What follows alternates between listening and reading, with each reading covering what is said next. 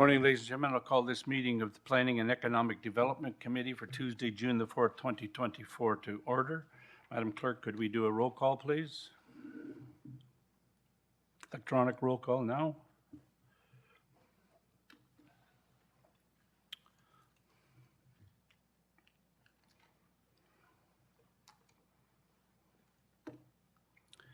Are there any declarations of pecuniary interest by members of committee?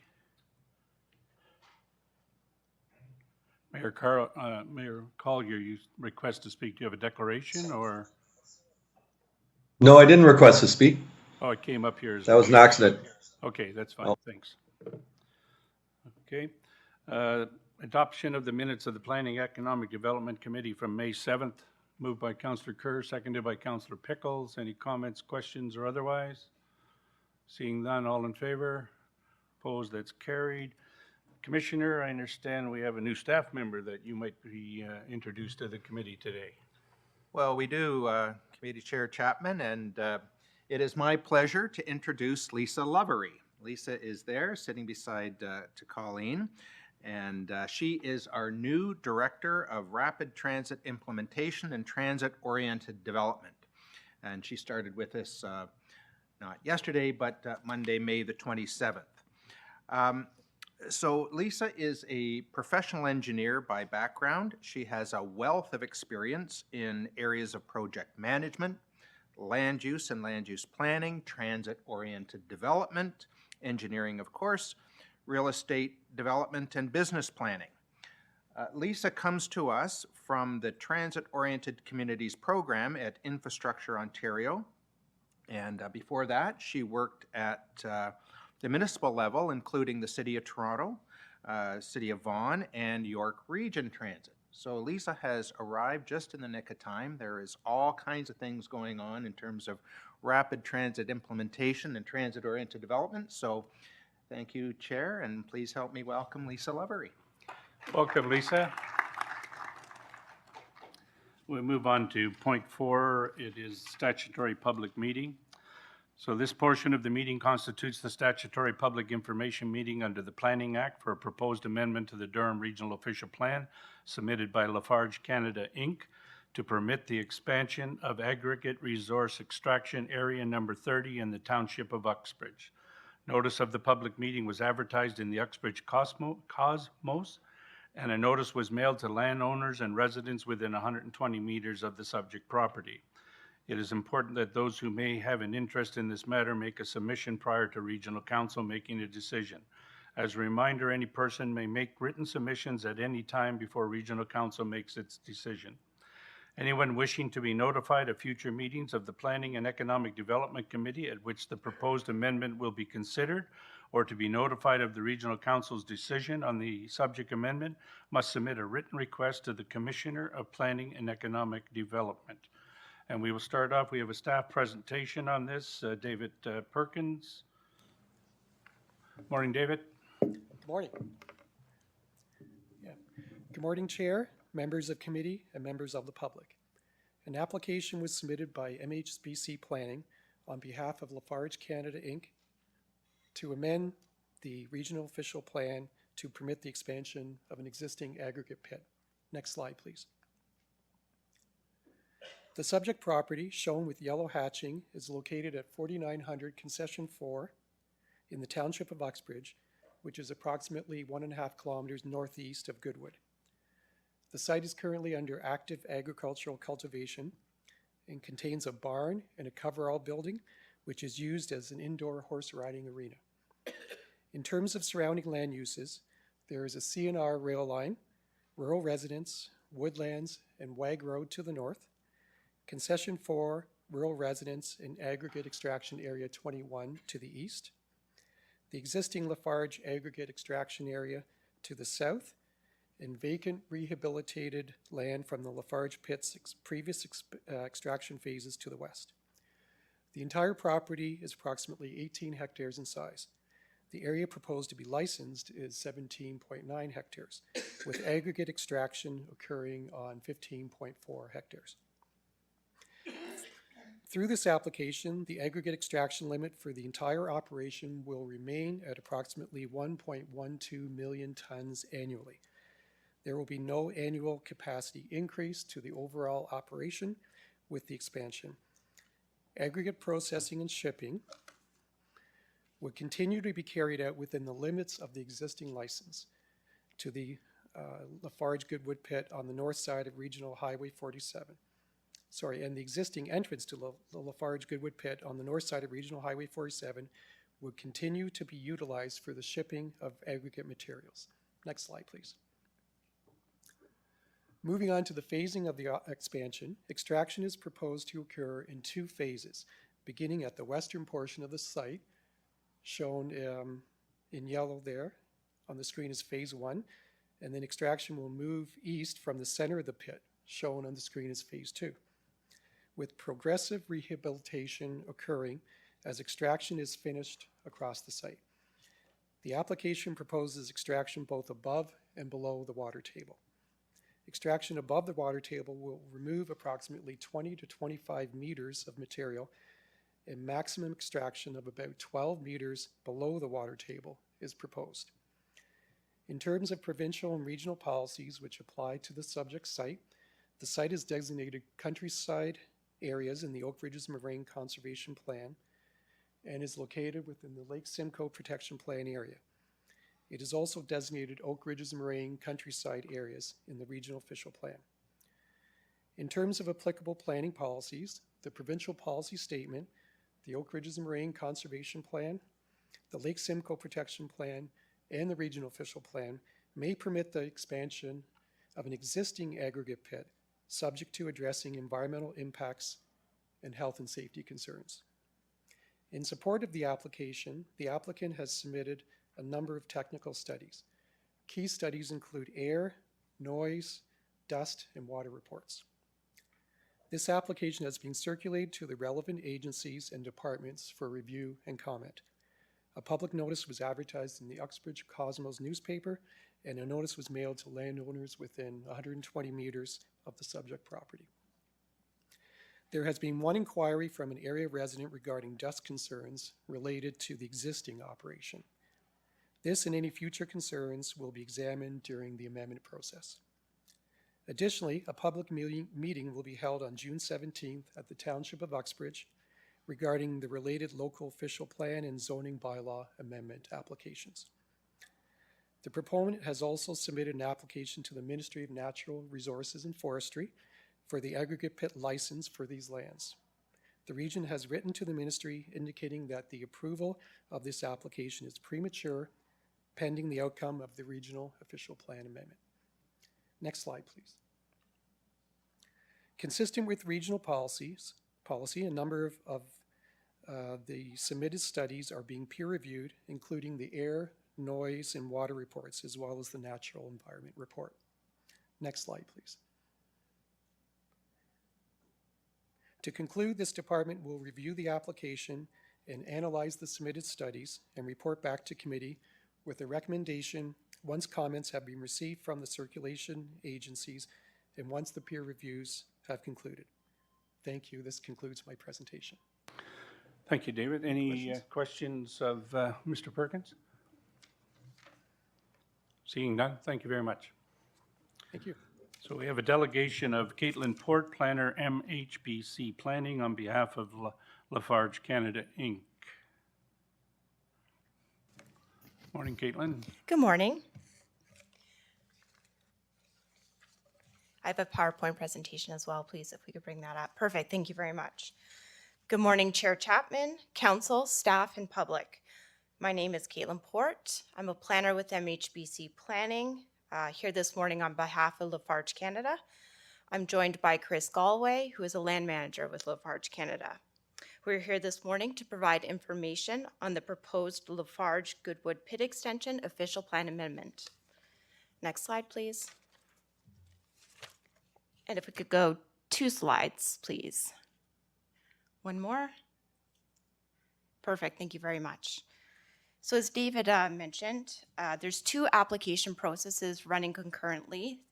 There's an application to the Ministry of Natural Resources and Forestry That's for the aggregate license application, and MNRF is the approval authority. And then at the same time, we've also submitted Planning Act applications. For the Regional Official Plan Amendment, Township of Uxbridge Official Plan Amendment, and the Township of Uxbridge Zoning Bylaw Amendment. Both of those applications were submitted at the same time in early February of 2024. Both of these applications require extensive technical review and are being circulated to agencies, the public, and Indigenous communities for review and comment. Both of these application processes, both the municipal process under the Planning Act and the Aggregate Resources Act license application, also include opportunities for public input and public consultation. Both of these processes also have appeal opportunities to the Ontario Land Tribunal. Next slide, please. And if we could go one more, please. Thank you. So I'm just going to touch on trucking and traffic. I know that this is a concern for many members of the community in the village of Goodwood. The proposed pit extension will not result in any changes to current truck numbers, trucking patterns, or trucking haul routes. Currently, there's no left turns permitted off of Highway 47 into the existing Lafarge Goodwood pit, and that is not proposed to change.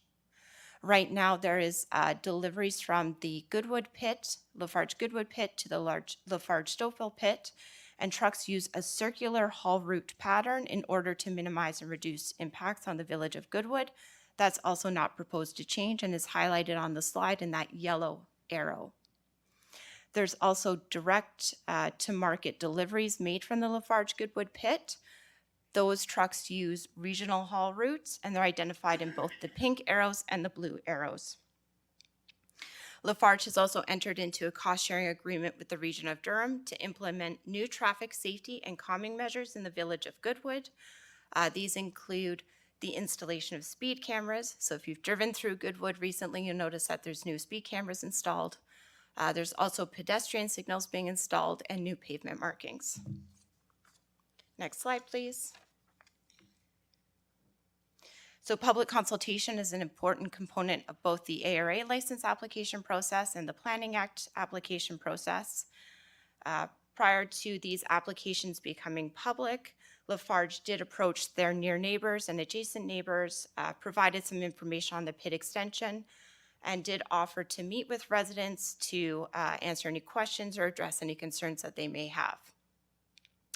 Last night at the Goodwood Community Center, we held an in-person Aggregate Resources Act public information session that was attended by a number of members of the community. There's been notice signs posted on the property. Newspaper notices, both in print and online, have been published. And letters have been sent by Lafarge to all of the neighbors located within 120 meters of the pit extension. Lafarge is committed to an open and transparent application process, and all of the application materials are available to be viewed and downloaded from a Lafarge website. We're still relatively early in the application process, both the provincial process and the municipal process, and so at this time, consultation with both the agencies, the public, and the Indigenous communities is ongoing. Thank you very much. If you have any questions, Chris and I are both available to answer them. Thank you. Are there any questions? Councillor Kerr. Thank you, Chair. And through you to Caitlin, thanks for being here this morning. Very chop, straight ahead kind of presentation. I had 5 minutes. Well, you did well. My question would be, have there been any concerns, or what are the major concerns that you have heard so far from members of the public? Yeah. So through the chair to answer the councillor's question, so we have received a few comments, and Mr. Galway can speak to this as well. Mr. Perkins did mention that we have received some comments from near neighbors regarding dust, concerns with the existing pit.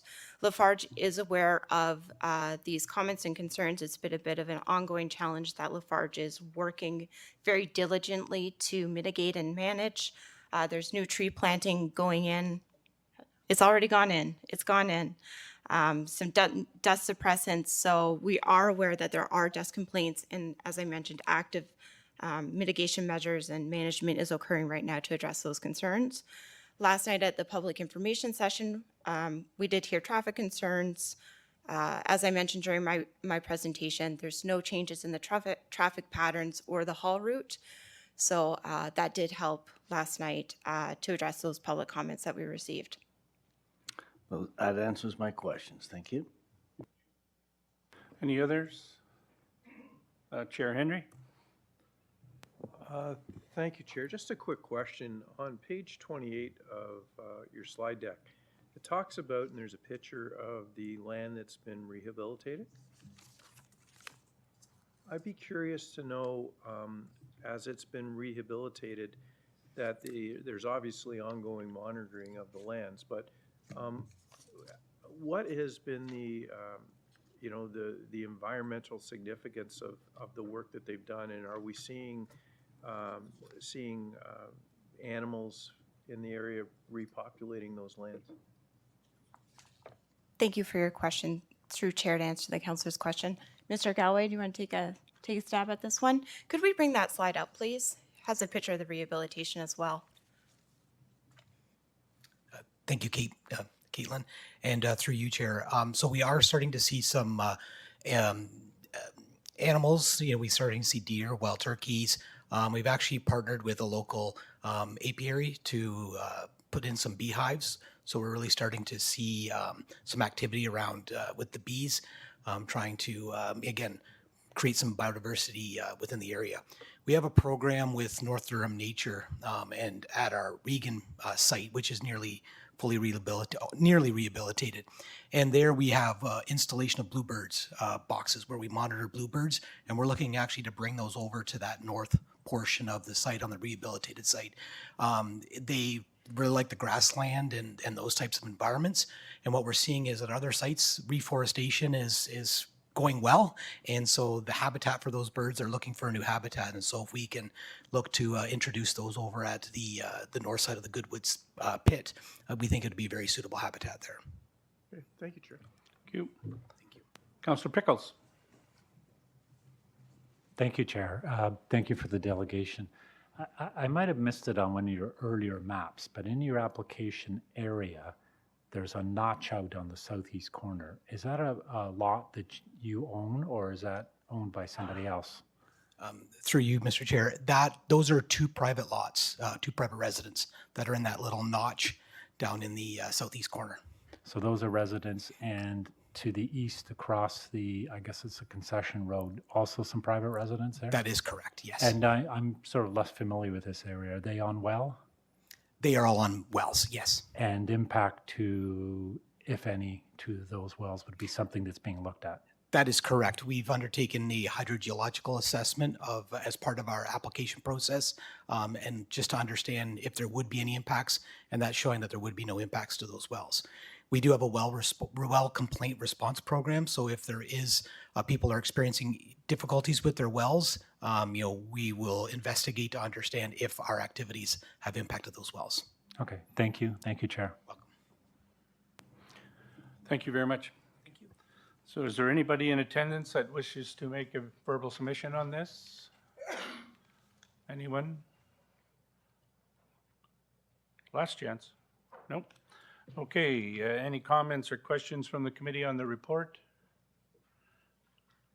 Then I need a motion to receive the report.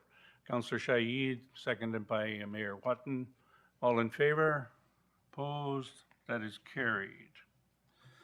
That ends the statutory public meeting. There are no presentations. We are now into delegations. 6.1 is Sean O'Connor, a Durham resident. Read the MMAH draft decision on Durham Regional Official Plan, modification 46, 412 in Roslyn Road interchange. Mr. O'Connor?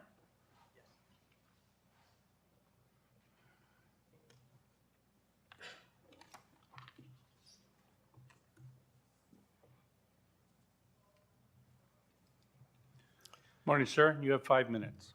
Good morning, Chair, committee members. My name is Sean O'Connor, and I'm here also with a neighbor, Neil Guthrie. We are located at Lake Ridge Road and Roslyn Road. in the town of Ajax. Excuse me. And the region's proposed wording for an interchange at 412 and Roslyn provides no timeline for completion. And the way our area is getting, we feel that this is needed sooner than later.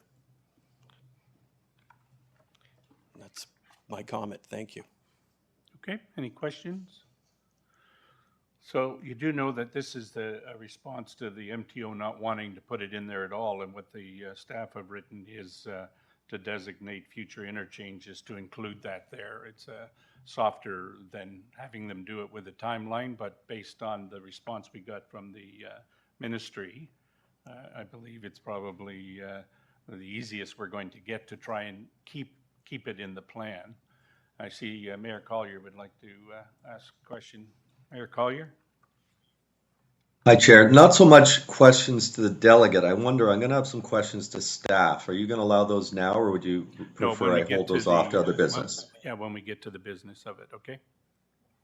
Okay, I'll just thank Mr. O'Connor for coming to speak to this today and bringing it up. This is also a concern that I intend to bring forward. Thank you so much. Great, thank you. No questions. Thank you, Mr. O'Connor. Thank you for coming today. Next, we have Rob Alexander, the past board chair of Durham Farm Fresh Marketing Association, Local Food in Durham Region, Durham Farm Fresh Marketing Association Annual Update on Ontario Local Food Week. Mr. Alexander, there he is. He's online. Good morning. You have 5 minutes. Good morning, everyone. Thank you. Hope you can hear me. Yep, it's all is good. Go ahead. Great. Thank you. Happy Local Food Week to all of you in attendance. Thanks for providing the opportunity for virtual attendance. As the chair said, my name is Rob Alexander, and it's my pleasure to speak to you one last time as the chair of Durham Farm Fresh. Haven't quite yet passed the baton, but that's coming. As part of my annual update, I'd like to share a few highlights from the past year. In 2023, Durham Farm Fresh celebrated 30 years of promoting local food. Durham Farm Fresh, as you may know, is a grassroots, volunteer-run, not-for-profit. Since its inception, Farm Fresh has worked to raise awareness of the many direct-to-consumer agriculture businesses in the region, ranging from farm markets to cideries, dairies, Christmas tree farms, pick-your-own strawberry patches, to on-farm B&Bs, and more. To mark 30 years, Farm Fresh worked with our partners at the region to deliver a month-long digital campaign called Gather at the Farm in October. The intent was to encourage visitors and locals to explore the countryside and the many unique farm destinations in the region. The campaign included ads in local news outlets, social media posts, e-news distribution, and a dedicated landing page with a map to the farms and information about activities, events, and on-farm stores. The campaign was certainly a success. It received over 1 million digital impressions and over 14,000 visits to the landing page in just over 4 weeks. This past year, we also collaborated with another organization, Durham Farm Connections, to successfully apply for funding through the Provincial Rural Economic Development Fund. The 3-year funding agreement has already made it possible for us to hire a shared coordinator, boost our online presence, host more networking events, and revamp our marketing materials. Our flagship piece of marketing, I'm actually holding the print copy in my hand now, our new, no longer a brochure, but more of a guidebook. So that's exciting for us. This funding, along with the region support and our membership fees, make it possible to deliver our marketing initiatives and respond to the changing needs of both our member businesses and consumers. As we look ahead to the 2024 season, we'll continue to support our members as they expand and diversify and deliver on our commitments through the Red Grant program, including an exciting lineup of culinary-focused on-farm activations. This year, as the seasons change, we'll be working with local chefs and farms to feature fresh products grown and prepared on-site. This is a further collaboration between Durham Farm Fresh and Durham Farm Connections, as we'll be using their new culinary events trailer to deliver these showcases. We'll also be updating our website and building out a new content strategy for our social media channels. And finally, we'll be supporting stakeholders in Scugog, Brock, and Uxbridge as the northern townships update their zoning bylaws to be more inclusive and permissive of on-farm diversified uses. It may sound obvious coming from me, but it's so important for the municipalities and the region to create an environment where farm entrepreneurs can innovate and diversify. As farms change hands in record numbers and younger generations attempt to get into the industry, on-farm diversified uses may be the key to ensuring long-term farm viability while preserving the unique rural character of Durham Region, providing employment opportunities, and building up Durham Region as an agritourism destination on par with Niagara and Prince Edward County. Agritourism and diversified agriculture businesses have long understood that building a local food culture takes more than simply growing and harvesting. You have to tell the story of the people behind the businesses, and you have to offer unforgettable experiences to keep people coming back. Local Food Week is the perfect opportunity to celebrate the community of growers, processors, and retailers of local food who ensure residents in Durham have access to fresh, nutritious, and sustainable food. Of course, much of the work we do at Durham Farm Fresh would not be possible without the financial and in-kind support offered through the region. So I'd like to take a second to thank our partners at Durham Tourism and at Economic Development for their tireless support of our mission. Thank you all for your time this morning, and I'm happy to answer any questions. Thank you, Mr. Alexander. Questions, Councillor Kerr? Thank you, Chair, and thank you, Mr. Alexander. Well, he's not over there, he's up there. Mr. Alexander, for being here today. It's always a pleasure to hear from our agricultural community. Just for my edification, what are the top 3 products that come out of our agricultural sector in Durham Region? Thank you, Councillor, and through you, Mr. Chair. I think you're putting me on the spot here a bit, but I think in terms of economic value, apples are certainly a huge economic driver agriculturally. Grain and oil seeds, I think, are far and away the number 1 economic driver. So if you want to count those as sort of 1 and 2, but there's a huge range of products that are grown and processed here in Durham Region. I think that's one of the really unique aspects of the food culture that we have here. Our agricultural landscape and the people that reside here are able to take advantage of all of the natural resources and the environment here to deliver and grow that amazing abundance. And so I think the real economic driver is the diversity and the value that's added to some of those raw commodities and crops that are grown here. Thank you. I didn't mean to put you on the spot, but one final question through you, Mr. Chair, is what's an up-and-comer? Where's a trend going in Durham Region that we can look forward to in the coming years as a food source product that will begin to get a larger segment of the market? I know we're extremely diverse. I'm just curious to see what the trends are. I think an interesting trend that we're seeing is a lot of sort of culturally diverse vegetables being grown and offered. So these might be Asian vegetables or hot peppers, things like that. And I think as our community expands and we're welcoming many new immigrants to Durham Region, that offering food and food products that are more familiar to those communities is certainly going to be a big driver as an addition to some of the staples that many farmers are offering now. Excellent. Thank you very much. Very illuminating. Thank you, Chair. Any others? That appears to be it. Thank you, Mr. Alexander, for taking the time to make your presentation today. Have a good day. Okay. Thank you for the questions and for your time. Take care. Next, we have Lauren Gould, CEO of the Robert McLaughlin Gallery, read the Arts and Culture Mapping Report. Morning, Lauren. How are you? Good morning. Good to see you again. Well, how are you? Good morning to you, Chair, and to members of the Economic and Development Community, staff, and public. As Chair Chapman shared, my name is Lauren Gould. I'm the CEO at the Robert McLaughlin Gallery, but I'm here today in my capacity as a member of the Durham Arts and Culture Collaborative. I first want to thank the Region of Durham for funding the mapping study conducted to better understand the arts and culture sector in the region. We similarly appreciate the support of staff throughout this process, including Jackie Severs, Linnea Volce, and Caitlin Roshan. So in the spring of 2022, I reached out to every person and organization we could think of to compile an email distribution list for those involved in the arts and culture sector in the region. I still felt very new to Durham after beginning my role as CEO at the RMG in March 2020, and the intent of reaching out was threefold. 1, to introduce myself, 2, to set time together to discuss opportunities for collaboration, and 3, to come together and advocate for more regional support for the arts and culture sector.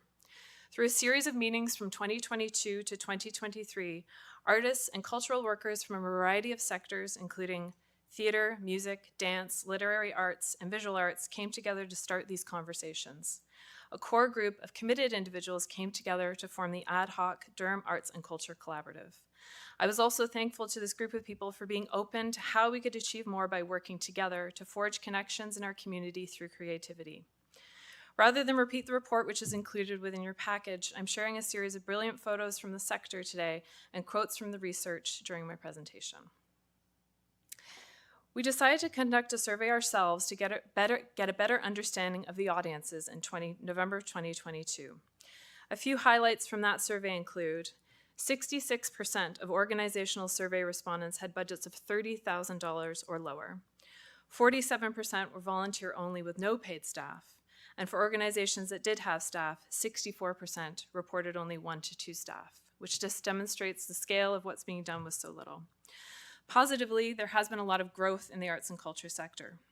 35% of organizations or individual artists have started working in Durham region in the last 1 to 5 years.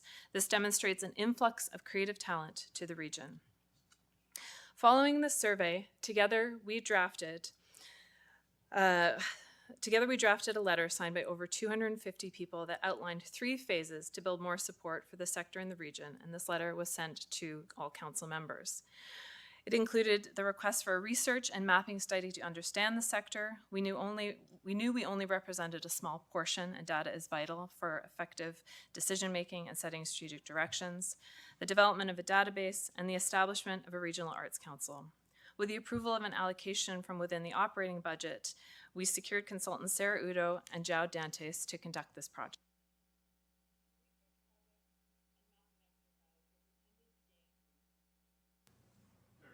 Sorry. The research project and mapping exercise is intended to gain a deeper understanding of the arts and culture sector and how residents engaged or not within it. Importantly, it needed to be carried out with an equity lens.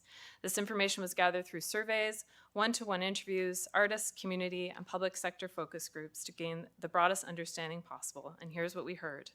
There is a vibrant arts and culture scene with passion and excitement, and this is a challenging time for many artists, creatives, and cultural workers.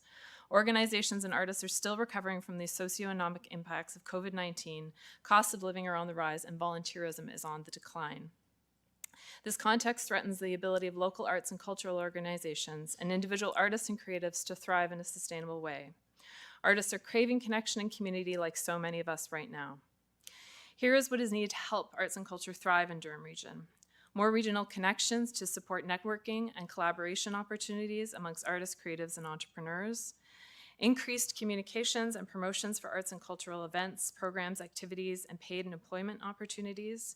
This validates the collaborative's initial idea of having a database where everyone can access information. Better collaboration and communication between the different levels of government, local education institutions, and arts organizations. Specifically, we heard the need for a more strategic collaboration to effectively align resources and initiatives while avoiding duplication of municipal efforts. Advocacy for the value of arts and culture, as well as increased funding at a regional level. To tap into the opportunities that a more collaborative and cohesive arts and culture sector can create, including its role in building a region-wide identity and contributing to tourism and economic development. As a group that strongly believes in collaboration, we are excited to work with the teams at Invest Durham and strategic initiatives to begin action on some of the recommendations within this report. We recognize that not everything is achievable at the outset and do want to contribute to the continued progress of this work to sustain momentum. While the establishment of a regional arts council or regional staff person dedicated to this file is not an immediate next step. We want to continue to advocate for the importance of arts and culture within the region of Durham, its significant impacts to tourism and economic development, and the ways in which it can connect residents and community in shared experiences, positively contributing to well-being and pride of place. Exploring the connections between arts, culture, tourism, place-making, and economic development is vital. Durham region, with its diverse identities, urban and rural, for instance, has a common and unifying thread that can be stitched together through arts and culture. Arts and culture can enhance Durham region's appeal as a desirable place to live, visit, and work. This understanding presents an opportunity to use arts and culture to support the goals outlined in the 2023-2027 Invest Durham Strategy and Action Plan. I can't see my countdown, so I'm going to keep talking until you stop. Yeah, I think you're over I'm your done. limit. I'm sorry. Yeah. So, Thank you, Chair. yeah, the clock went off there and came back on, so. My anyway. apologies. Okay, questions, Councillor Kerr. Thank you, Chair, and thanks for being here this morning, Lauren.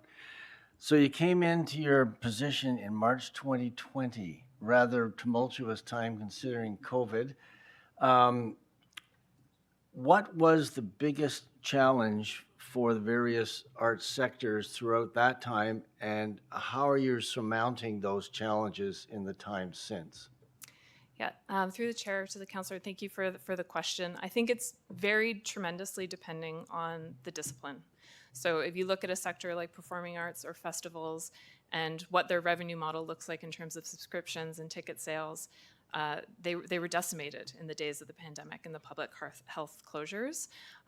Sectors like the visual arts, when you think of places like the Robert McLaughlin Gallery, Visual Arts Centre of Clarington, and the Station Gallery, who have a slightly different model and are used to handling people and moving them around a space and can easily socially distance, I think have had a slightly easier time in terms of recovery. I think the important thing to consider how arts and culture can help us all during this period is that we're all still on the rebound and the recovery from the COVID-19 pandemic, just physiologically as well. There is a plethora of scientific evidence that shows that taking a deep breath, experiencing things in community like theater or music can positively contribute to well-being and can actually contribute to thriving communities. So we believe that by continuing to support the arts and culture sector and helping it thrive in this post-pandemic period is going to be beneficial for everyone. Thank you. I'm a performance artist of a great number of years, and I completely feel what you said about that. Yeah. There's some people that still won't go back to live theater. They just don't trust the milieu. They don't trust being out with people, which is unfortunate, but it's sad. You mentioned about a central source of funding. Typically, that's not, as I understand it, not a regional responsibility to do that, and not necessarily municipal. So what suggestions or creative suggestions might you have as to how we might address either the province or to create some sort of a situation that would help to provide that for you? So through the chair to you, Councillor, in response to that question, there's some very interesting models around the province right now. So one of the actions that regional staff is taking together with us in response to this report is the City Studio Project to engage some students to research some of those models across the province. So York Region, for example, has an arts council which is very tourism focused. Brampton has had a recent creation of the Brampton Arts Organization after starting as a sort of municipal project. And there are major cities around the province like London, Kingston, Windsor, et cetera, that all have arts councils. So there are models that we want to look to that might fit Durham Region and what would be best for our residents and for our sector. Thank you. And last question, Mr. Chair. If there was an event that could come along that would encourage all 8 municipalities to participate and maybe have a culminating gala event, would something like that fit in the model that you're looking for in terms of cooperation, collaboration to promote the arts? Through the chair to you, Councillor, I think that would be a really wonderful idea. We're always looking for opportunities to collaborate. I think some of the things that we're leaning into are opportunities like Culture Days, which every organization in the province can submit and deliver events to. So there are things that have a broader reach that we could all collaborate on and really build in Durham Region as Culture Days. Certainly there are Mayor's Arts Galas in many other places, and a model like that could be something within the region that could raise funds for the sector for sure. Great, thank you, and thanks for all the work you do. My pleasure. Thank you, Mr. Chair. Thank you. Councillor Shaheed? Thank you. Through you, Chair Chapman. Beautiful presentation. McLaughlin Gallery is something so beautiful. And so my question is, what drives the influx of creative talent that is happening right now? And you said that there is an influx. How can we tap on it more? And what would be a few top drivers? Mm-hmm. Through you, Chair, to the Councillor, thank you for that question. We don't have specific data. We didn't ask the question of why these people were coming to Durham or what that influx of talent is. But through my own knowledge of the sector and the patterns that we've been seeing of creatives moving in and around the province, you saw a similar sort of surge of movement to Hamilton at a certain stage too. And I think we are seeing that similar surge of people from the GTA, from Toronto, outwards a bit further east and north into Durham Region, who are seeking sort of more space, more affordable living situations, etc. So this feels like a place where they can be creative. So I think that's leading to the move.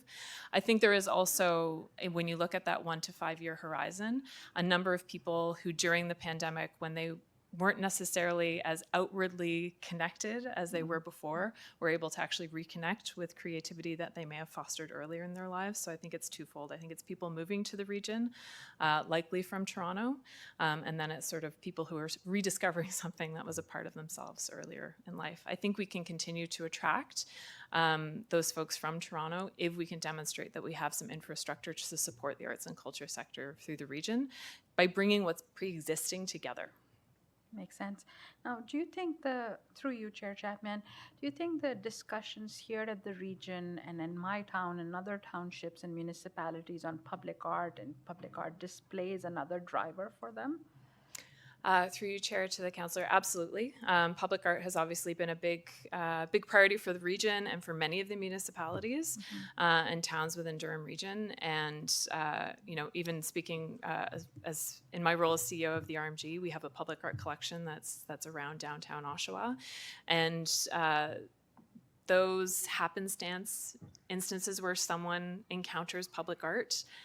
For someone who may not necessarily go buy a ticket to a theater performance or come into a gallery and visit it are really useful. Just as public free festivals that have an arts and culture component are so important to just sort of build that first experience and try and break down that barrier. Makes sense. My last question through you, Chair Chapman, is there something that you would leave with us as council members to help drive this, to help us help you? If there was one thing, through you, Chair, to the Councillor, I think if there was one thing that I would ask of everyone is just to continue to act as ambassadors for arts and culture. Because I think the more that we can share how beneficial it is and that it isn't something that is inaccessible to people. We've all engaged in arts and culture in some way in our lives. It doesn't have to be the opera. It doesn't have to be coming to the RMG. It can also be, going to the City of Oshawa's event they had this past weekend to celebrate Indigenous Peoples Month and participating in smarts activities with your family. It can be very grassroots and very easy to access. So I would just ask and encourage everyone to continue to act as ambassadors for the sector and what it can do for our communities. Absolutely. Wise words. Thank you so much. Really appreciate it. Of course. Mayor Watton? Thank you, Chair Chapman, and through you to Lauren. Just I note that you have photos of the Skugog Culture Days and so on and so forth, and I just wondered, we speak about, as Councillor Kerr spoke about collaboration and further expansion. Do the other municipalities within Durham is there conversation to combine or to build on the culture days within each municipality? Through you, Chair. I'm not sure how much the municipalities, in terms of their internal staff, are collaborating on culture days. To be truly Actually, honest, it's more Skugog Arts that Oh, okay. host and look after pretty much the culture days Yes. in our community. Yes, so they I do. didn't know if through you or through you know, the group, whether there was conversation to expand that to other municipalities within Durham Region. Absolutely, yes, and thank you for the clarification. Within the collaborative, and Marion Myers at Skugog Arts has done a tremendous job and sits within the ad hoc sort of core group on our collaborative as well. Making sure that we had urban, rural, and variety of disciplines was very important to us. But yes, we have talked about collaborating on culture days and making that sort of be a bigger thing across Durham Region. There certainly is activity in every municipality in town for culture days, but there isn't sort of a combined effort to necessarily market or share all the things Durham Region is doing together for the community for culture days. That's what I was wondering. Yeah. And the same with, I know we do the Studio Arts Tour. And again, I mean, I'm usually just focused on the Skugog one, so please enlighten me. Is that also across Durham? Through you, Chair, in response to that question, I think the studio tours in Skugog, Leaksdale Loop, they happen more so in the rural areas. Within sort of the lakeside municipalities, the studio tours aren't something that is as popular or prevalent. But I think some of the examples that we do see in North Durham and in the rural areas are really beautiful ones that we can just continue to build on. Maybe Right. think about some buses to take people up there. Exactly, Yeah. exactly. That would be terrific. So anyway, thank you and a great presentation and keep up your good work. Thank you. Thank you, Chair. Councillor Brenner. Thank you very much, Chair Chapman. Lauren, thank you. That excellent presentation. I just wanted to probably focus a little bit on my question that picks up where some of the other members of the committee have already spoken about. I'm with the city of Pickering, and we have a culture department there. Is there any possibility to have you come to not just our municipality to do a presentation similar to what you're doing today with the city of Pickering, but all the other municipalities? I think the point has been well taken that we probably are doing our own things. I'm not sure if we're collaborating enough. And I think that in some ways, by not collaborating as well as we could, I think that we compete rather than enriching each other and supporting each other in terms of the cultural strengths of each of the municipalities across the region. Are you able to, or would you consider providing the kind of presentation that you've done today here at the region, pretty well taking it as a roadshow? Through you, Chair, to the councillor, happy to go on the road and share this message with the towns and municipalities. Laura Gibbs from the City of Pickering has been very involved in this process and is a huge advocate for the arts and culture and trying to build more collaboration. So there is a lot of goodwill across the region. I think being able to bring everyone together would be a really beautiful thing to do, because we can, together we go far. We can do more together than we can individually. I think one of the things that I would also just sort of highlight is when we were going through the research phase, the focus group that I facilitated was all of the municipalities and institutions.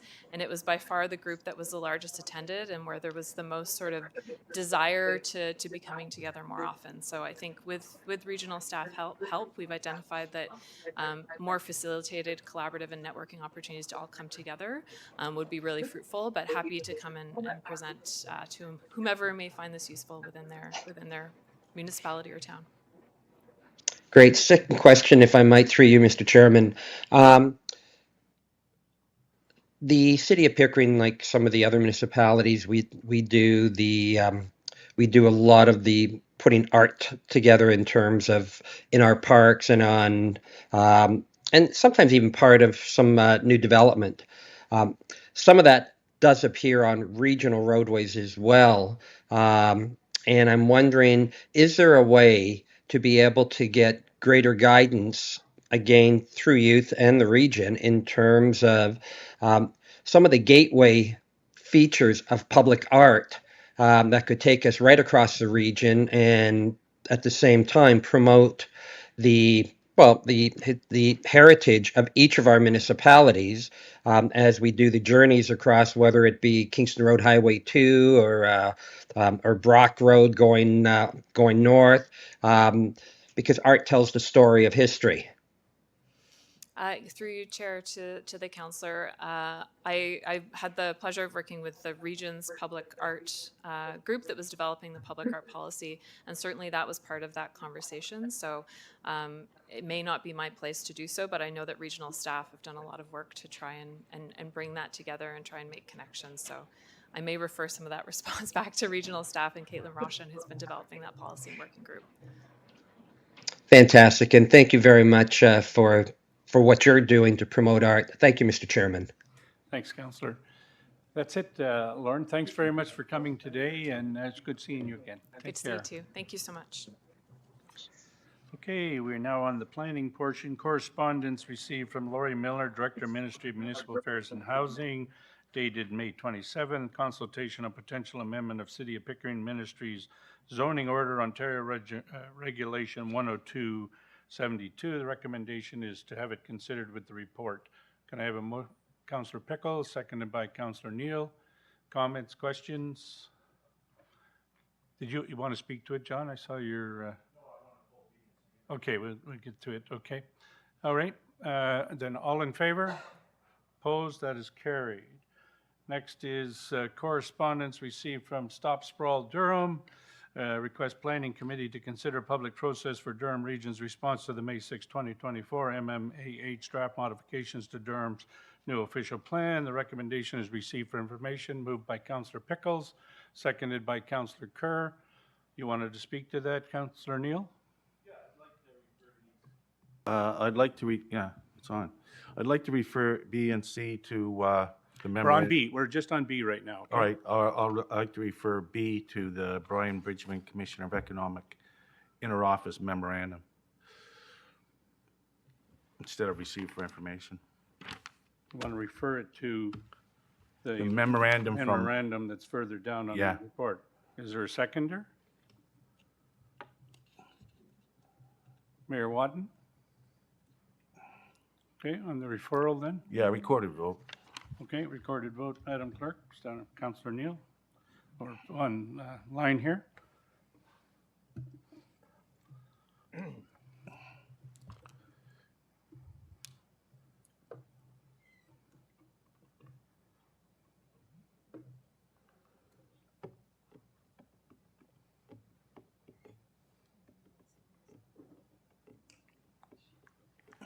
So that carried, right? Where'd the vote go? I think it was 6-2. Yes. Okay. That's referred. So we're going to... Just hold on a minute. Hold on. Mayor Collier, you had a request to speak. The vote's been taken on that one. Okay, I'll hold my comments till item D. Okay. Item C is correspondence received from Linda Gasser, Durham response to MMH May 6 letter from the draft decision and proposed modifications. Durham Regional Official Plan requires staff report, public process, and council decision. Recommendation is received for information. Moved by Councillor Pickle, seconded by Mayor Watton. Seconded that. Okay. Councillor Neal.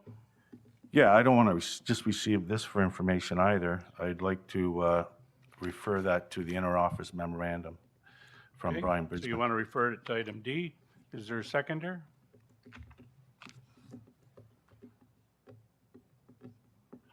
Mayor Watton? Yeah, recorded vote on that, thanks. Okay. Recorded vote, Madam Clerk. And the motion is to refer to the report, right? It's not a report, it's to a. To the memorandum, refer to the memorandum. Yes. Hold on a minute. Mayor, okay, he took his name off there. Mayor Collier, did you want to say something? I was just going to second, Chair. Okay, thanks. So recorded vote, Madam Clerk.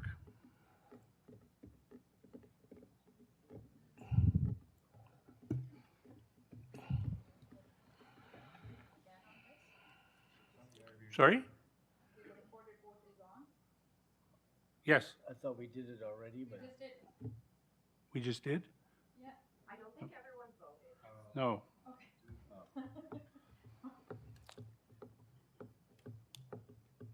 There we go. No, it was interrupted because I thought Mayor Collier wanted to speak.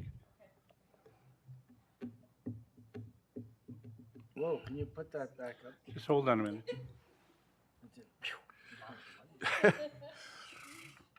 Okay, that carries.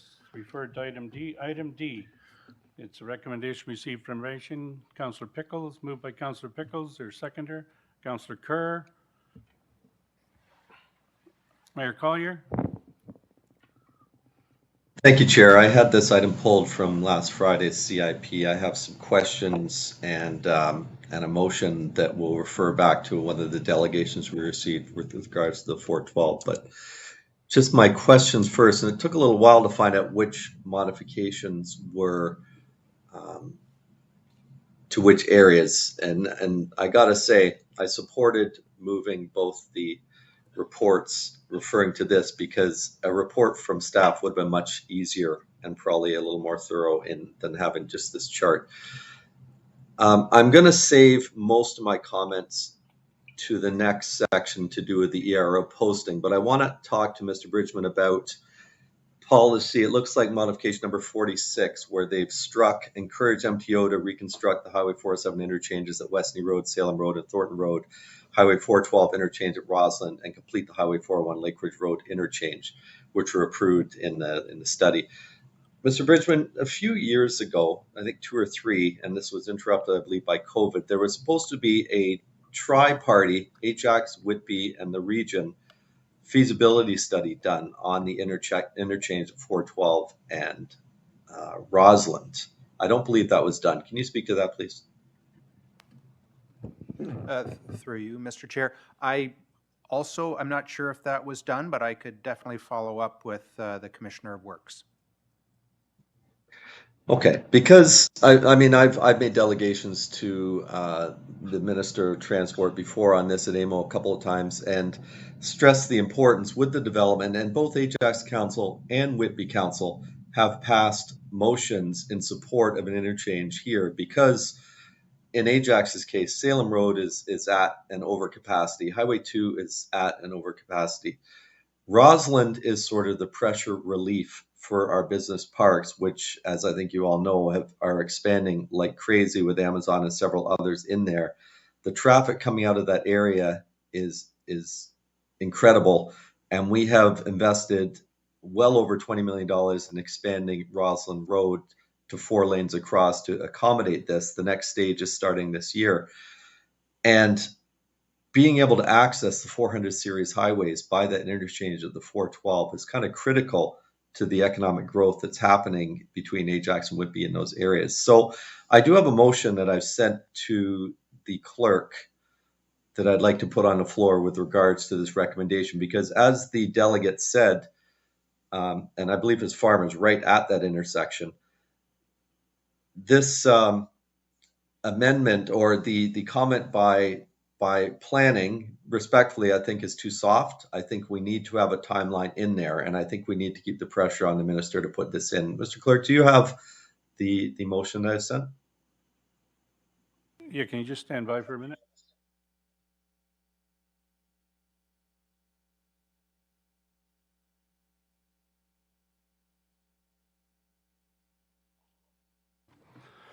So I just confirming with the clerk, because this has been a receipt for information. In order to put that on the floor, you'll need a 2/3 vote to put it on the floor, to move it. Sorry? Yes. But it's a waive the rules to put this motion on the floor. Is that correct? But Chair, to be fair. Hold on a minute. Hold on. Let me confirm with the clerk.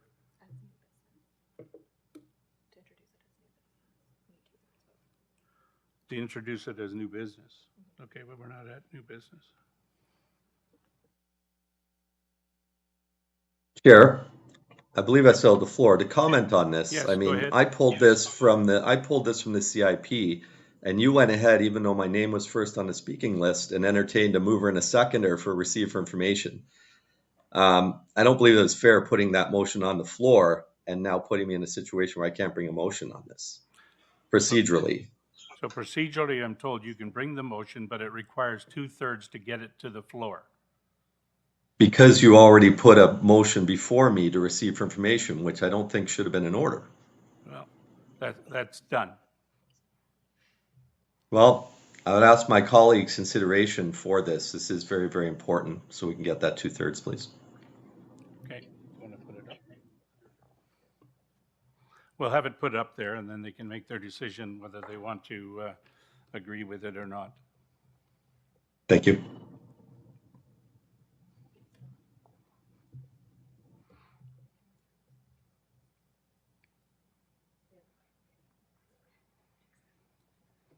Just for clarification, Chair, this 2/3 now is just to get this motion on the floor. Should it not get the 2/3, I can still bring it under other business because it would not have been on the floor. That's correct. Thank you. I'm hoping my friend from Whitby will second. Okay. So we need 2/3 vote. So all in favor of this motion, put it on the floor? I think it's going to have to be recorded to get mine, Chair. No, we've got the 2/3. I can count hands. Okay. Yeah. Okay, thank you.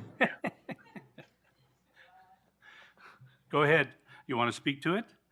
Yeah, I figured you were in support of it, and all the members here in person are, so. I won't belabor the point. I think I've already spoken to it, Chair, and I would thank everybody for their support. Thank you. Okay. Councillor Pickles, you have to give a request there. There we go.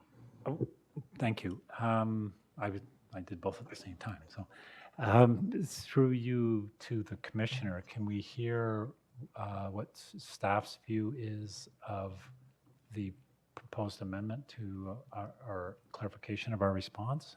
We've already submitted our response. Yes, thank you, through you, Mr. Chair.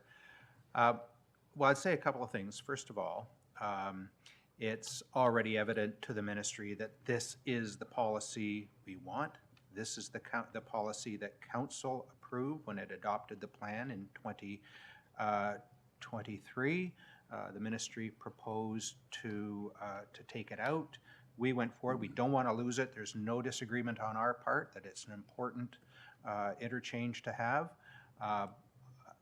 Mr. Chair, I'm not fussed by this amendment, and I think we can go back to the province and say council has reiterated its position on this and other interchanges and feel it's important. When we've been dealing with the province on some of these modifications, they want justification, rationale, and so this could be used in that regard. So just further, on the report that we're going to see later, 24P13, under 4.6, I think it says we're continuing to have discussions with the province with respect to the region's position on the regional official plan. So would this be part of the ongoing discussions? Well, yes, it could be. I would just bear in mind, these aren't negotiations per se where they're trying to find. I say discussions.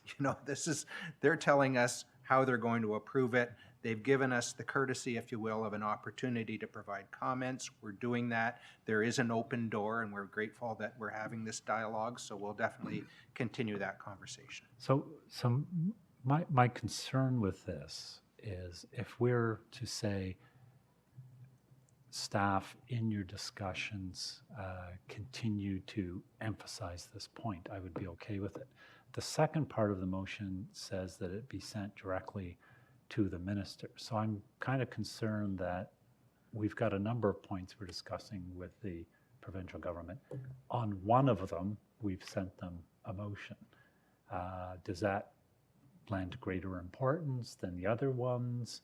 Are we going to have other motions we send directly? So you're having discussions, but we're also sending formal motions. So I'm a little bit concerned about that. I have no problem with you sort of continuing to emphasize this point with the provincial government, but I'm not sure we should be sending a separate motion to the minister because that's not really part of the process, and I'm not sure we want to go there. Any So, comments on that? Commissioner, do you have a point on that? Because what the point is that this is about the response that we're doing with the staff, and now are we bypassing the staff and going directly to the minister?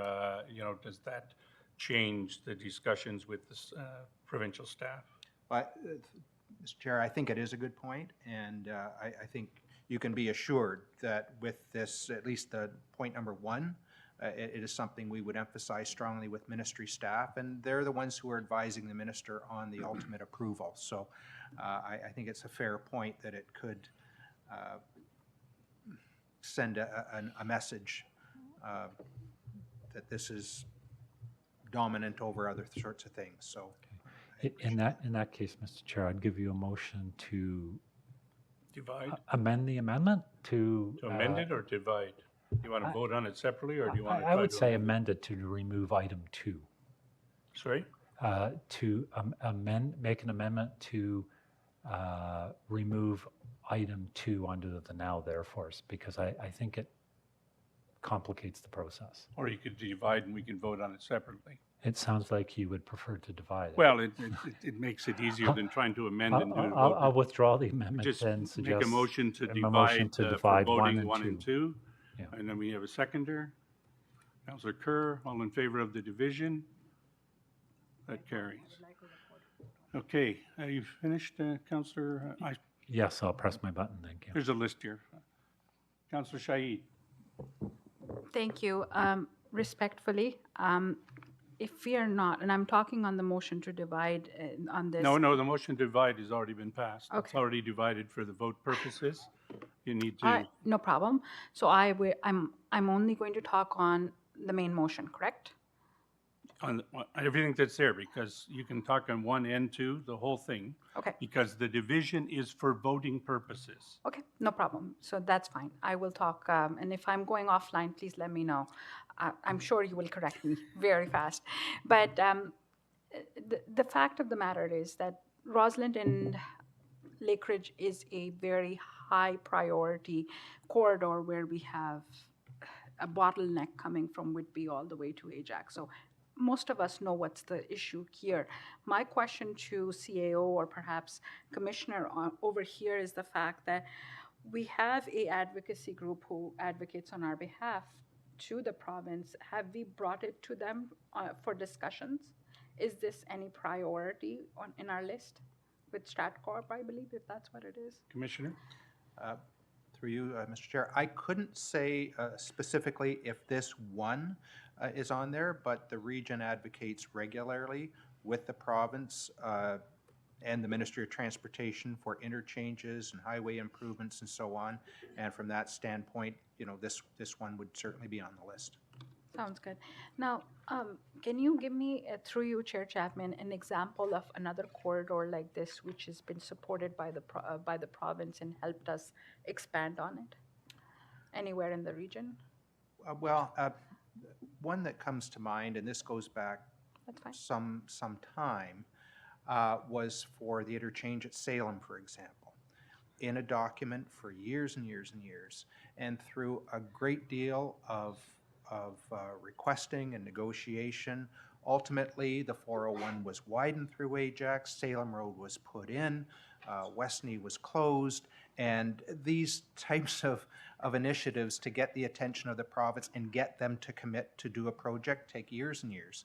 And so that's why it's so important to keep these things in the official plan document, to keep them on the radar, and through letters that I know the chair sends periodically to the Minister of Transportation, et cetera, is the way to keep them moving forward. Thank you. So just on context, we at Town of Whitby have kind of pledged to build over 18,000 units in a short period of time. The region and the chair, Henry, specifically speaks about how Durham region is the fastest growing region. Now, if you're growing in terms of growth, we need infrastructure growth, and for that we need provinces' support and their money. So in this case, I think this is one of the most important motions that have come in a while. And I appreciate that I know we have to be sensitive towards making sure that we have the right foot forward.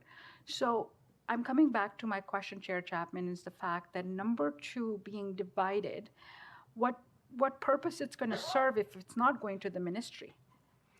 Who are we sending it to? Who are we having? It is going to the ministry, but number 2 says to go to the minister. Right now, our staff are dealing with the ministry staff who will present the final thing to the minister. Part number 2 says that we should send this piece about 412 and Roslyn Road directly to the minister. That's the difference. So why can't we do that? Why we're not? We can do that if it passes. But as some folks have thought, some of the members here have thought is, does that take it away from the discussions that we're having with staff? Because now you're bypassing staff. In the modifications, so that we know, on item 46, our original point that we put forward was encourage MTO to construct the Highway 407 interchanges at Westney, Salem, and Thornton, Highway 412 and Roslyn Road, and complete the Highway 401 Lake Ridge Road interchange, which are approved in the Highway 407 East Environmental Assessment Study, but deferred from initial construction. That's what we had in our original plan. That's what the minister's staff scratched out in the. I understand. Okay, yes. and what our staff have sent back to them is to designate future interchanges on Highway 407, designate at Westney Road, Salem Road, and Thornton Road, on Highway 412 at Roslyn Road, that were approved in the Highway 407 East Environmental Assessment Study, but deferred from the initial construction. Further support the completion of the existing interchange at Highway 401 and Lake Ridge Road that was also included in the Highway 401 East Environmental Assessment Study. So that's what the staff have already sent back, saying that this is important to us, as opposed to encourage the MTO, is what we said originally. This says they don't want that in there at this stage. This is what staff have said, is to designate those future interchanges. So put them on the maps so that we're interested in that. This one here says to request the province to instate the policy encouraging the construction. So this is going back to what they already told us no. No, I understand Yeah, that, and so- absolutely. So what I'm trying to understand in the scenario of the fact that if the ministry staff comes back as say no, because maybe they have other priorities or they don't understand or whatever the plethora of issues is, are we going to bring it back to send it to the minister? And then we would Okay. need another 2/3? Commissioner Bridgman? It would not preclude staff through the CAO's office or a letter from the chair to writing to the minister specifically on this one. And we could, but I think the discussion we're having is that as it pertains to the official plan and how it's shown, this is the staff-to-staff discussion, but in terms of advocacy for freeway improvements and interchanges and things like that, it really is a sort of a regular ongoing dialogue. But as far as this one is concerned, now would be as good a time as any to elevate that, and through the CAO's office and government relations staff, et cetera, it's one that we can certainly, through Chair, just discussion, I will bring back and Thank you. So what I understand from our discussion in plain language, we don't want to go from a 0 to 100, Well- right? So well, we want to go, Just to be clear. Yeah. Okay, this is the motion before us. I understand that. And there's a motion to divide because some members of the committee That don't I believe we understand. should go to the minister directly, that we should carry on with the staff to staff. So what you decide to do is in your votes. I understand that. My last question through you, Chair Chapman, what would Commissioner of Planning want from us in order to make sure that we get the right results for it? What would be your last word here? Of course, the commissioner, I'll let the commissioner answer that, but he can't ensure I know. that we'll get the result. Everything is hypothetical, but I'm looking for his advice as a Commissioner Yeah. of Planning. Go ahead, Commissioner. thank you. So my advice would be, Okay, leave it as that we will work with staff to make sure that the interchanges stay recognized in the plan. That for the purposes of this item, that it not go specifically to the minister, but take my undertaking commitment, if you will, that I will work with the CAO's office and the resources that they have, and to sort of have that work continue about keeping the heat on for the Rosslyn Road interchange. I trust that you will. I will still vote the other way. However, I understand. Thank you. Just for some clarity here, the staff are not negotiating with the ministry. They're answering the questions and providing it. Section F, recommendation F in the original that we passed for Envision Durham was to direct regional staff to work with provincial staff to obtain approval of the new regional official plan and report to the committee and council as necessary. That's why it didn't come back in a report. And that's what they're doing. Just for some other background, the ministry staff and the minister gave Halton and Peel, they submitted their plan and they said, here's your final plan.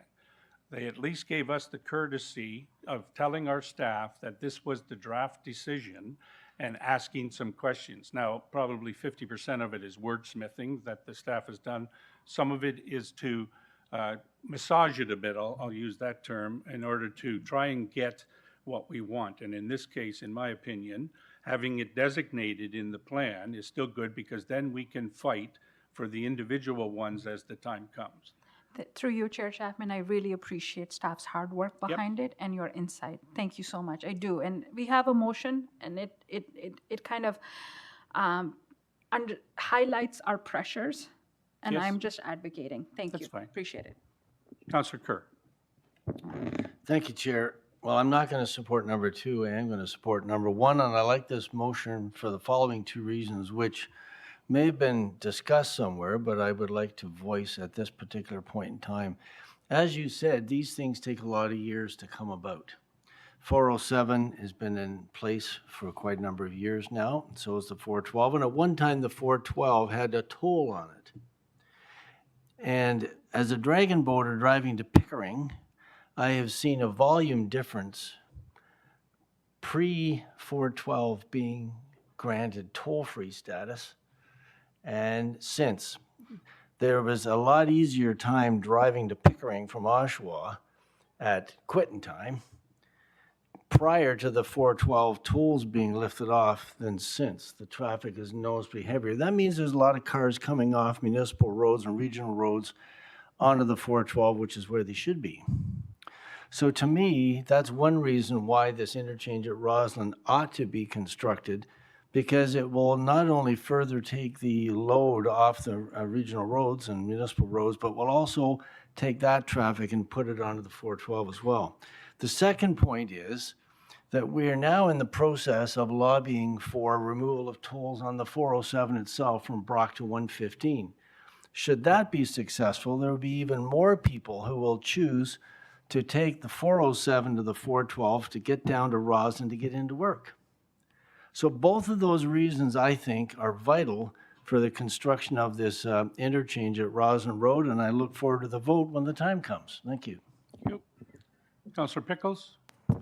Yeah, thank you. I do support the intention of the motion in that I supported our regional official plan as we approved it, and it was included in there. The reason for the division motion and the reason why I won't be supporting number 2 is that there's a number of matters that are still being discussed with the province.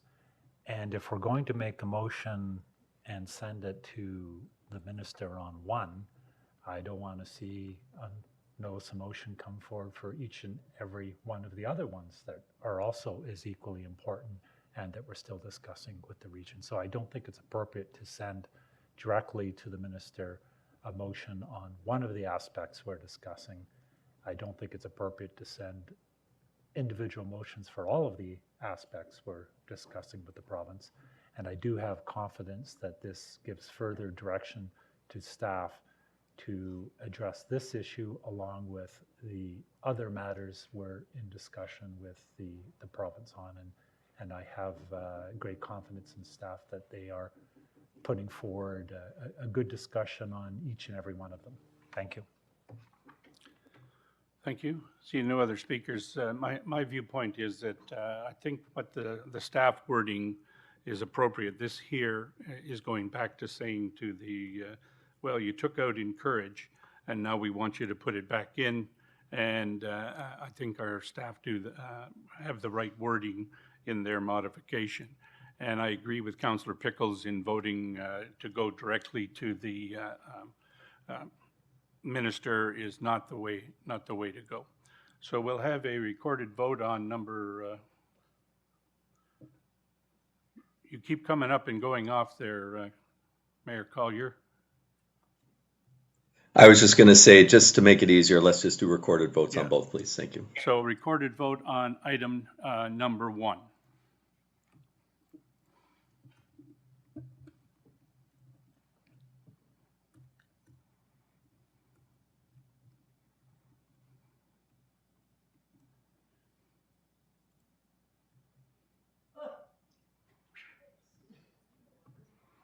That carries. Recorded vote on item number 2, please.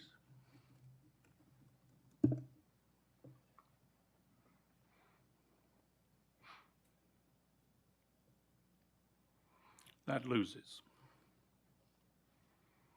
Okay. Is that it on the report then? No. Councillor Neal? Yeah, I believe the correspondence from Linda Gasser and Mr. Benner and Stop the Sprawl was now referred to attached this? to this actually Yes. memorandum. Now, we don't have a report back, and that's unfortunate as far as I'm concerned, because it would have given a chance for more input from the public. But having said that, at least there was some correspondence sent in from residents that do follow the official plan. Having said that, I noticed that it's saying that residents can send in comments directly to the ministry. Correct. Now, how would they go about that? Is it going to be a portal, Mr. Chair, or like how would they do that? Like, Through you, Mr. Chair. No, there's no portal per se. It would be a matter of writing to Lori Miller, who is the author of at least the sender of the letter that I received, and that would be my recommendation, that correspondence being sent to her directly. well, since their letter is attached now to this memorandum, their correspondence, so is there a way that they can do that in conjunction with staff? No, Or what's the? Sorry, no, our letter's gone. And I presume quite a number of residents have already written to the province over the last year since the plan was adopted. There was an ERO posting shortly after it was sent to the ministry, where the ministry did invite comments from all manner of agencies and the public and so on. We haven't seen any of those comments, so I can't tell you exactly what it is that the ministry received, but there was an opportunity for like a formal opportunity, but still, again, that wouldn't preclude, I would say, people from continuing to write, and the ministry staff will do with those comments whatever they will. And will they get I guess, I don't know if I should be asking you or not, but will they be getting a response back, or will the response come back to you or to the residents? No, or? it won't. We don't get a response. If they write to the ministry, then it would be whether the ministry responds to them or not. We wouldn't be doing that, and we wouldn't be sending correspondence from the region. Okay, no, I just want to make sure that like now that we've done that and we've taken their correspondence into consideration, that they get some kind of a recognition for their points that they're trying to make. That's basically what I'm saying. Well, it's been attached to this information Yeah. thing, which is already gone. This is an information report that was pulled with one motion that has been made. So no, they're not, we're not sending it off because then it would appear that the region is endorsing their position, and we're not, because the council passed the Envision Durham, right? Right. And item F of the recommendation is what gave the staff authority to deal with the ministry on this matter that was passed 20-6 at council. Yeah, well, I was one of the 6 that. That's fine. Yeah. Yeah, so I mean, I have problems still with it, so with the Envision Durham. But having said that, in the report itself, Mr. Chair, I noticed that, and this could be a question of staff, the Columbus is in here noted on page,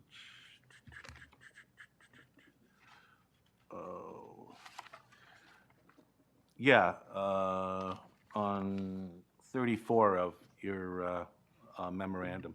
Page 34 Yes, or number 34?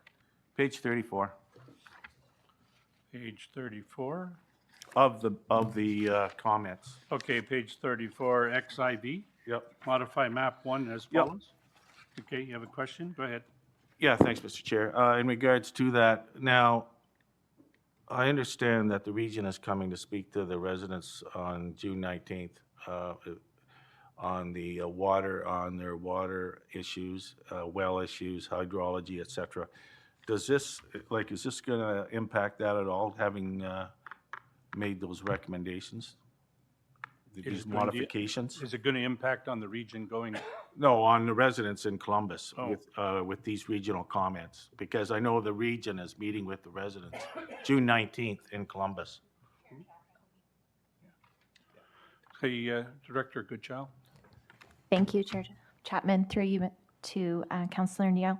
So some of these changes that we've proposed back to the province related to the modifications are actually to support the implementation of the Columbus Part 2 plan. It's not specifically related to the well monitoring program that you were having questions at, but it's more about any modifications that happen through your adoption of Columbus Part 2 plan at the City of Oshawa. We're going to the province and asking them to do these minor housekeeping amendments to the regional official plan so that both plans align as we move forward. Okay, so is this major in regards to that plan or no?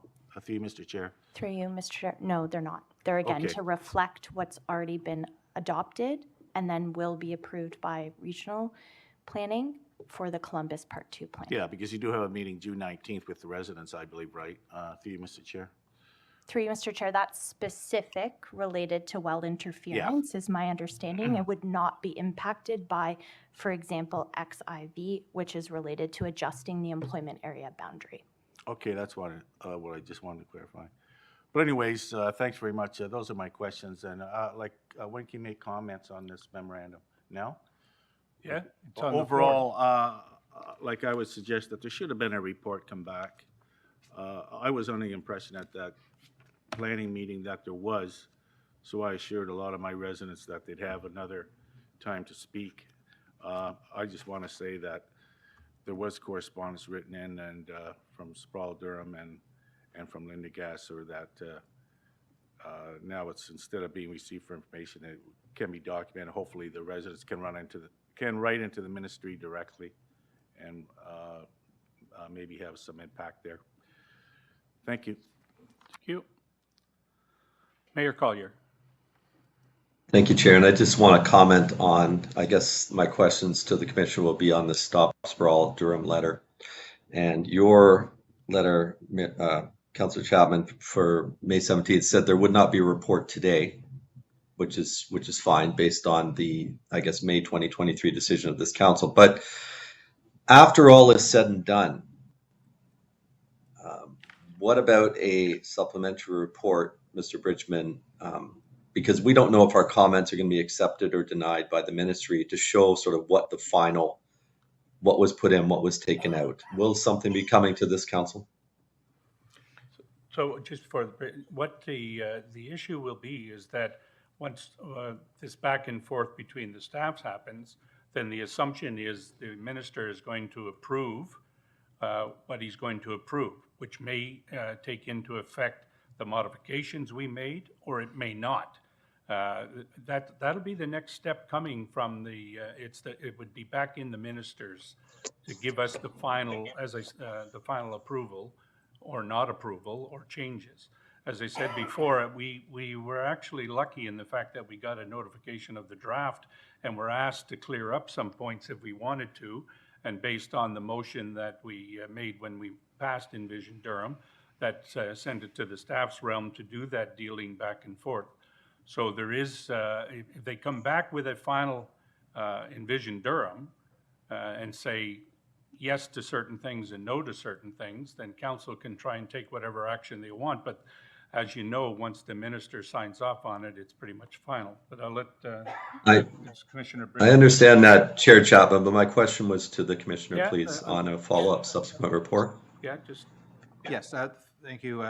Following approval of the plan, we will report back and let you know how it was approved and what items were taken into account and what things may have been put aside. So we'll bring something forward after it's approved.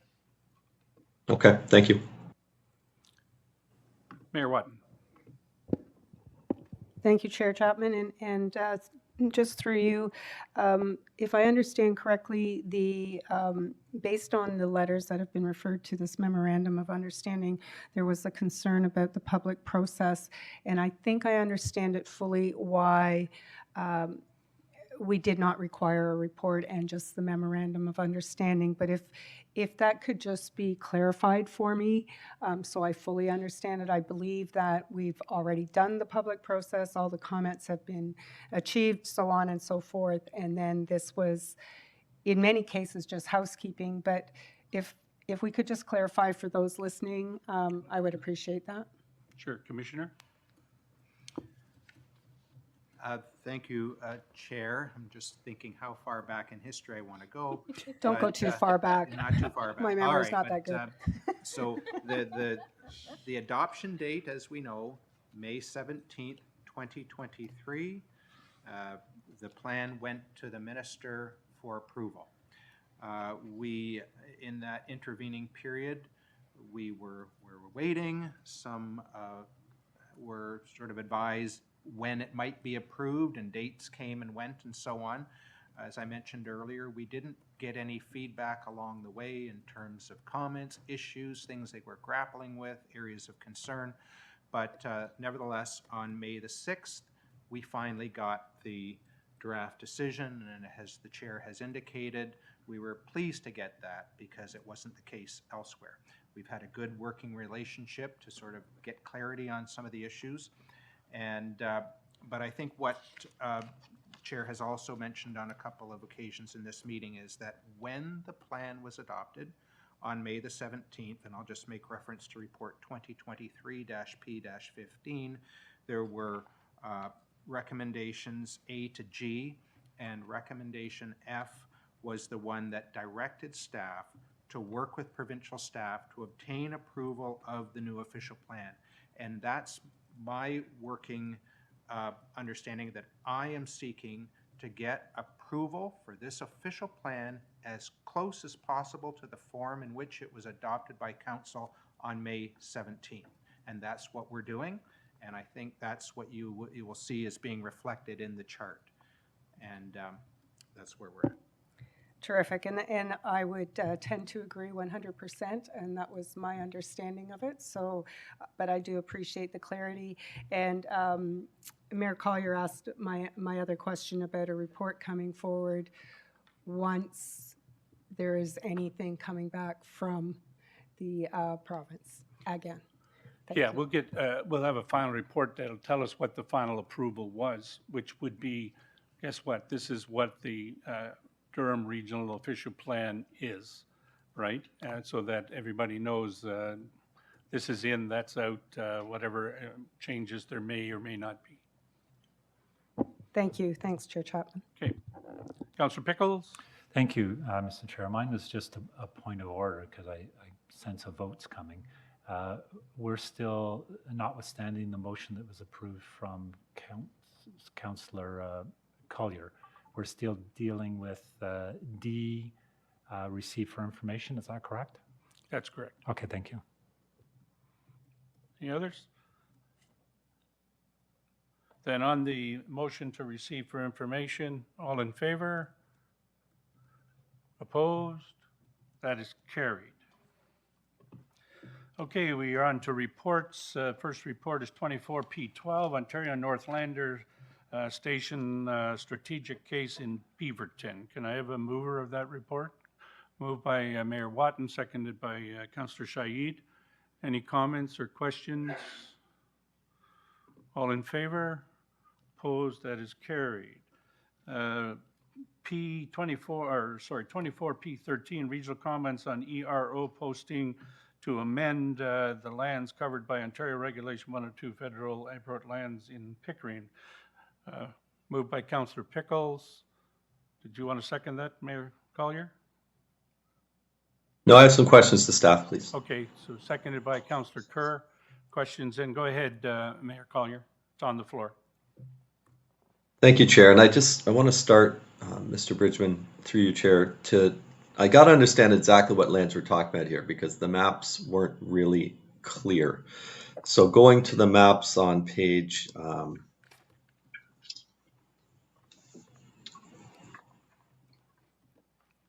where is it?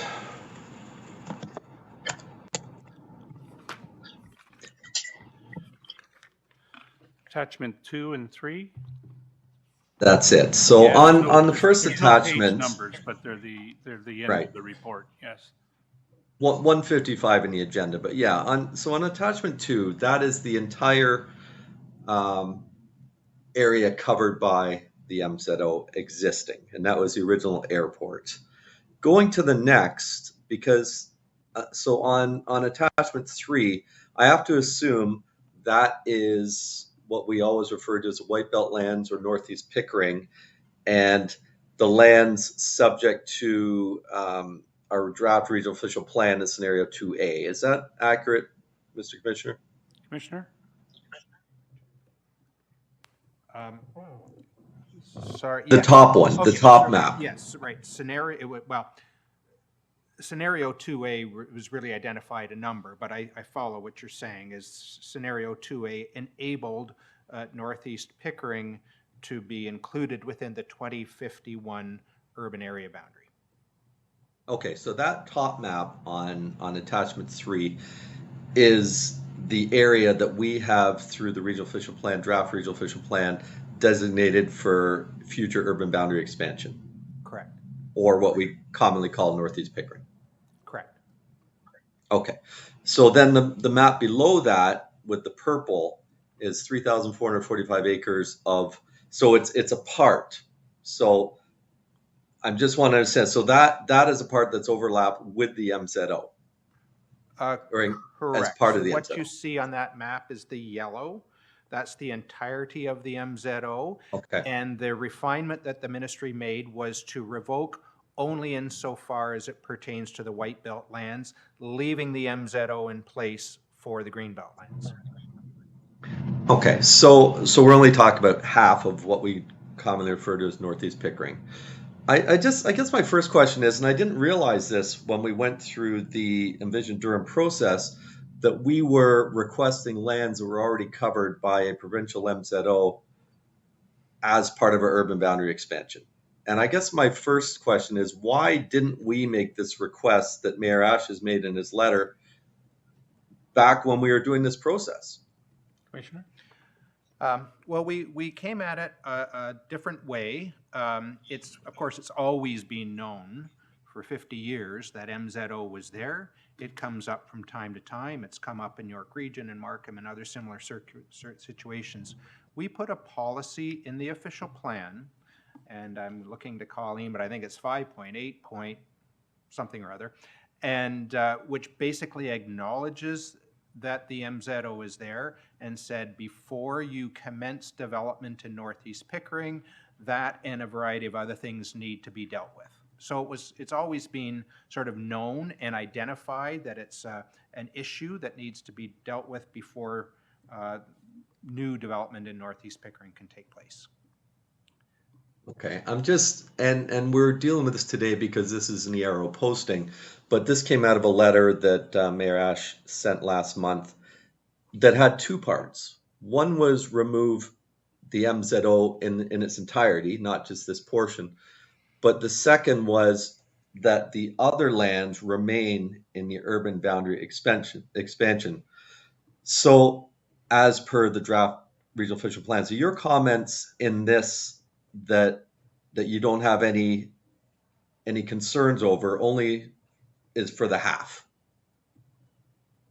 Commissioner? Is that right? Right, and Chair, I think what took us, me, I'll say, and I guess Mayor Ash, by surprise was and I'll call it an inference, that it seemed that ministry staff seemed to have, that this 1972 MZO was an impediment to the designation of the lands in the first instance. We didn't think it was, otherwise we wouldn't have done that in the first place. But I think what Mayor Ash's initiatives have been is, okay, ministry, if you think it's an impediment to the designation of the lands to the 2051 boundary, then please let's start the process to get rid of it. So, or revoke it, at least insofar it pertains to the White Belt lands. So that's where we're at right now. Okay, so after this planning committee made a recommendation on 2A on a 5-3 vote or whatever it was, 4-3 vote, you brought forward a supplementary report, which is unprecedented. I've never seen one in my 14 years here at Regional Council. Opposing that, are these the same lands that you opposed in your supplemental report? Through you, Mr. Chair, again, if I can clarify. So we're going back to the May of 2022 timeframe. Right. Remember what we were dealing with was the quantum of new urban land. We didn't have urban boundaries identified. It was whether it was going to be one quantum of hectares versus 2A, which was, we now sometimes refer to as the 9,000 acres. And it was in that lead up in this May of 2022 timeframe that I wrote the supplementary memo, because the 2A had come forward. It wasn't, as we know, one of the things that we had put forward, and we wanted to sort of provide some additional explanation. When council made the decision, then that is what put us on the path to saying, okay, now we've got the quantum to work with, and now we're going to deploy that quantum, and that's what came forward in May of 2023. Okay, so when I'm here, I do try and keep my regional hat on, but this, as I've been pretty vocal, these are the headwaters of the Carothers, Northeast Pickering. We do have some flooding concerns. Last year, the landowners group came forward with a sum, I don't remember what, I think it was around $5 million, to try and address and alleviate some of the concerns that we had. And those talks seem to have stopped. And that affects these lands. So, I mean, first, are you aware that those discussions were happening? Do you know of anything further that's happening on these lands since the last year, since we've submitted this draft regional official plan? Because that's kind of an important piece about how I vote on this. Commissioner? First, I wasn't aware of those discussions, and I guess in my mind, it was the Carothers Creek Watershed Plan that was going to guide future development and provide the protections for the downstream areas of Carothers Creek. Okay. Okay. I guess that's the end of my questions. Thank you, Chair. Thank you, Mr. Bridgman. Appreciate your input. Thank you. Any others? No? Then on the motion, all in favor? Opposed? That's carried. Economic development, there's no correspondence. There are 3 reports, 24 EDT 9, Arts and Cultural Mapping, 24 EDT 10, Hanover Massey Trade Show Participation, and 24 ED 11, Local Food in Durham Region, Durham Farm Fresh Marketing Association Annual Update, and Ontario Local Food Week. Can I have a mover on the 3 reports? Moved by Mayor Watton, seconded by Councillor Pickles. Are there any pulls? Seeing none. All in favor? Opposed? That is carried, all 3 of them. There are no advisory committee reports, no confidential other business. Could I have a motion to adjourn, please? Councillor Shahid and Councillor Kerr as seconder. You in a hurry, Councillor Shahid, or just? That's fine.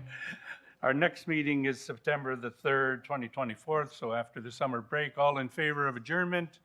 Opposed? That is carried. Thank you very much, committee.